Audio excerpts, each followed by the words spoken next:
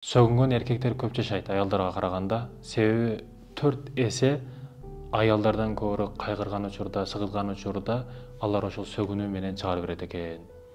Аялдар болсо ыйлап, төшөккө башкага ыйлап, ошентип чыгара берет экен деген маалыматтар жүрөт да. Бул таптакыр туура эмес, урматтуу мекендешим.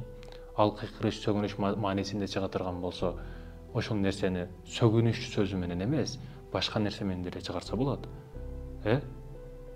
Эки команда футбол ойносо барып кыйкырып келсеңиз деле болот. Тоого чыгып алып кыйкырып келсеңиз деле болот. Сөз түрдө иштеги бул эгер ошол жол менен чыга турган болсо, сөз түрдө сөгүнүп чыгаар деген нерсе жок.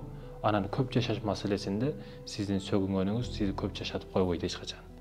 Эгерде ошондой боло турган болсо, көп сөгүнгөндөр өтө көп жашайт эле.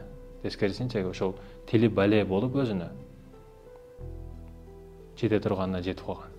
Тил артсан босогондон комдонгон, бошоп кетсе өзүңдө жеп койгон деп бекерин айткан эмес. Тилдени сактан. Буну көп сөгүнгөн адамдар сөз түрдө көрүш керек. Себеби сөгүнүү адепке, динибизге, адамгерчиликке туура келбейт.